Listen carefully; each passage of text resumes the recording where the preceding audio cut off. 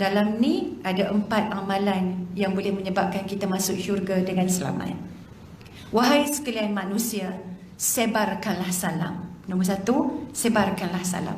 Wahai sekalian manusia, sebarkanlah salam. Yang kedua, berikan makan. Bagi orang makan. Bagi orang makan. Yang ketiga, sambunglah silaturahim. Sambunglah silaturahim. Yang keempat, solatlah di waktu malam ketika orang-orang tertidur. Solatlah di waktu malam ketika orang-orang tertidur. Nescaya kalian akan masuk syurga dengan selamat. Ustazah ulang.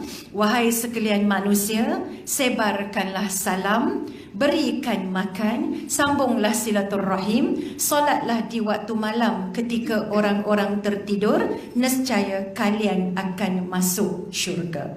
Di dalam hadis yang diriwayatkan oleh Imam At-Tabrani, hadis yang lain pula, barang siapa yang beri makan kepada seorang mukmin sehingga dapat mengenyangkannya dari kelaparan, maka Allah akan memasukkannya ke dalam salah satu pintu syurga yang tidak dimasuki oleh orang lain kecuali oleh orang-orang sepertinya.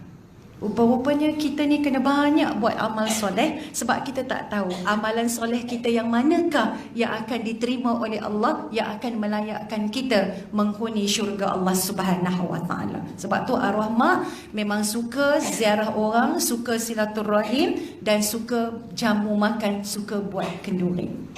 Dan sebelum arwah mak nak meninggal dunia, mak ni ajak anak-anak jalan-jalan, sebab mak mentua ustazah ni suka jalan. Suka jalan. Dan mak mentua ustazah ni dia rumahnya tu surau mak. Surau mak ada bilik mak, surau mak. Lepas tu ni rumah adik bongsu ustaz, ni rumah kakak ustaz. Lepas tu ni kakak.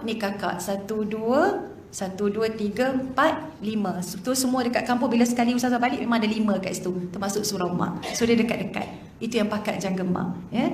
Dan sebelum mak nak menghembuskan nafas yang terakhir, mak mentua ustazah ni ajak jalan-jalan. Dan 2 baju yang terakhir dia pakai ketika dia nak jalan-jalan, sampai kakak ipar ustazah kata, mak, ni kain lace ni mak, ni kain lace, ya. Panas ni mak. Tak, mak pakai sejuk.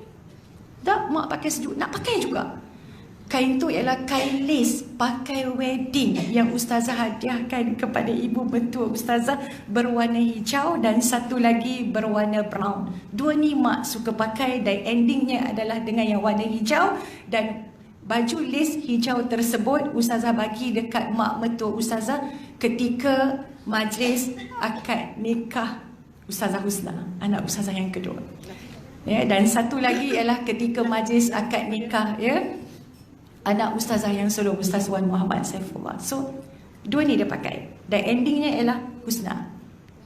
Last jumpa dia pun ya.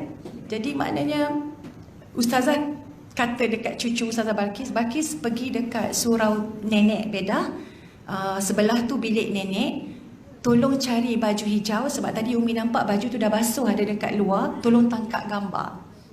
Cucu ustaz tangkap gambar. Bila ustaz tengok gambar, ustaz tak puas. So bila ustaz kata, okay, kita dah nak balik, ustazah kata, jangan balik awal sangat, jom kita pergi kubur mak dulu, pergi baca Quran, doa, ya, duduk lama dekat situ, ya. Last kali tinggal ustazah je dekat situ, ya. Ustazah kata, ustazah nak duduk lama dekat mak betul ustazah. Dan bila dah sampai dekat rumah, ustazah ajak anak menantu ustazah, sebab di surau mak lah, dimandikan apa semua kan. Ustazah kata, jom sebelum kita balik, kita berbakti dulu dekat tok ni. Jom semua kita cuci surau ni cantik. Cuci surau semua dulu. Dan ustazah masuk sebelah surau tu bilik mak mentua ustazah. Ustazah cari mana baju hijau tu dan mana baju brown tu.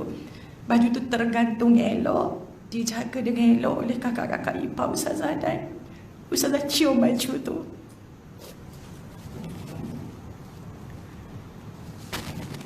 Ustazah cium baju yang mak betul ustazah pakai.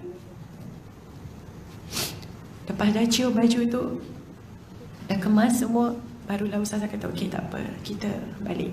Ya, jadi bukan mudah untuk kita menghadapi bila kita kehilangan orang yang tersayang. Inna lillahi wa inna ilaihi raji'un. Sama-samalah kita mengambil iktibar. Kita menyaksikan mereka yang pergi bertemu dengan Allah dalam penyudah yang baik, dalam husnul khatimah. Bagaimana kita nanti sebanyak melakukan amal ibadah, kunci mulut kita, tutup mulut kita. Jangan sebarkan aib orang, jangan sebarkan fitnah orang.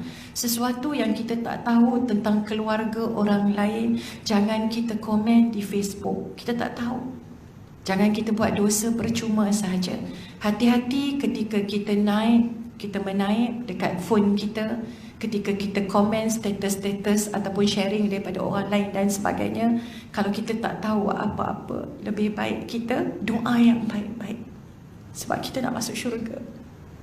Dosa kita dengan Allah, kita taubat, Allah janji Allah nak ampun. Tapi kalau dosa dengan orang macam mana?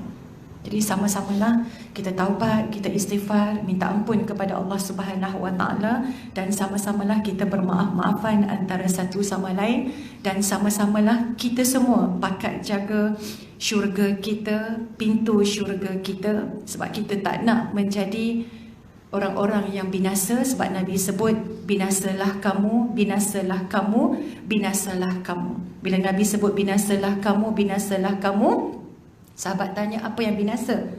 Anak-anak yang ada ibu bapa, dan bila ibu bapa mereka dah tua, mereka terlepas daripada mendapat syurga sebab tak nak berbakti kepada kedua ibu bapa. Sebab itu Nabi sebut sebagai binasa.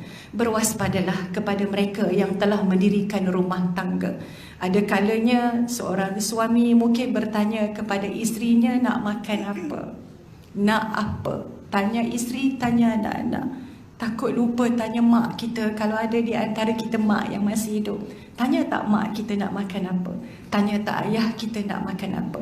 Meskipun kita dah mendirikan rumah tangga kita, jangan lupa pintu syurga kita. Sebab itu kata para ulama, ada juga ulama yang mengatakan di syurga ada banyak pintu. Yang paling selesa untuk dimasuki adalah yang paling tengah. Untuk membolehkan masuk ke syurga melalui pintu tengah itu adalah dengan berbakti kepada kedua ibu bapa. Semoga kita semua menjadi anak-anak yang soleha, yang sentiasa berbakti kepada kedua ibu bapa. Jadi Ustazah mengharapkan agar semua dapat mendoakan buat arwah mak mertua tercinta, iaitu Hajah Bedah binti Abdullah. Semoga ditempatkan di taman-taman syurga, dan semoga ditempatkan oleh Allah Subhanahu Wa Taala di syurga yang paling tinggi. Dan sama-sama kita akhirkan majlis ilmu ini dengan bacaan doa.